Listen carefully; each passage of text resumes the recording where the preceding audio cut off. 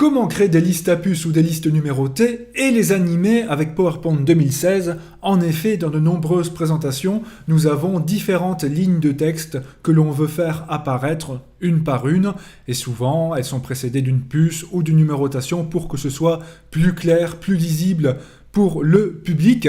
C'est ce que l'on va faire ici. Alors tout d'abord, j'ai créé une zone de texte dans laquelle il y a 4 lignes de texte et chaque ligne, je l'ai séparée par Enter, la touche Entrée, pour que ce soit séparé en 4 paragraphes. Ce sera plus facile par la suite, je vous montre. Tout d'abord, je veux donc ajouter une puce à gauche de chaque ligne. Je vais donc dans Accueil, le bouton des puces, la petite flèche, et là vous avez quelques styles de puces qui sont proposés, comme vous pouvez le voir.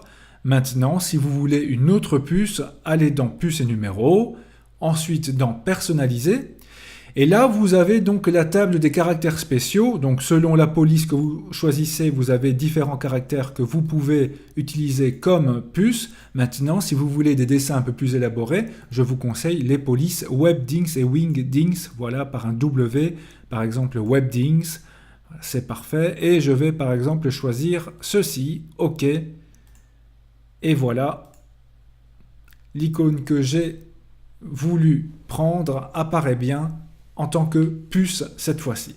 Alors le but, comme je vous l'ai dit, c'est de faire apparaître une ligne à la fois dans ma présentation.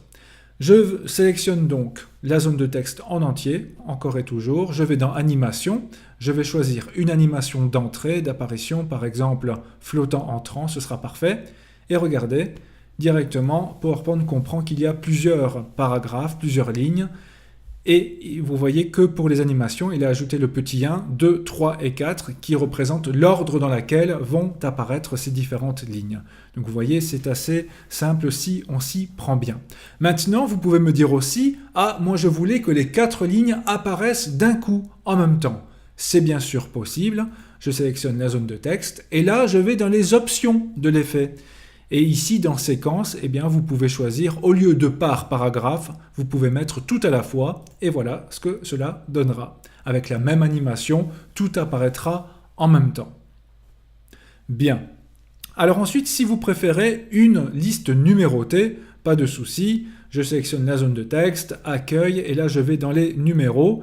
Et là vous avez bien sûr les numéros les plus classiques, par exemple, voilà, je vais choisir A, B, C, D.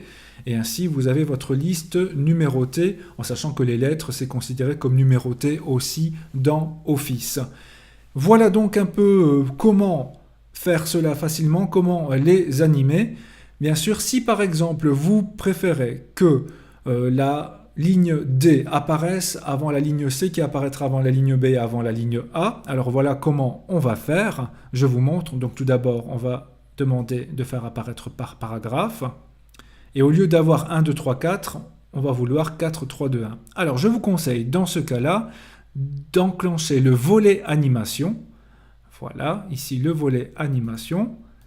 Je déroule, et là, le 1, 2, 3, 4, eh bien, on va tout simplement inverser ici, donc le 4, je le prends à la souris et je le relâche avant le 1.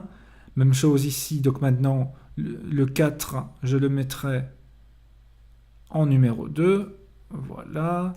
Ici, le 4 qui est désormais le B, je le mets en numéro 3, et ainsi nous avons 4, 3, 2, 1. L'ordre devrait être inversé, testons l'aperçu, voilà, D, C, B, A. Donc n'oubliez jamais que dans le volet animation, vous pouvez intervertir les différentes animations pour les faire apparaître dans l'ordre que vous voulez. Voilà, j'espère que cela vous sera utile.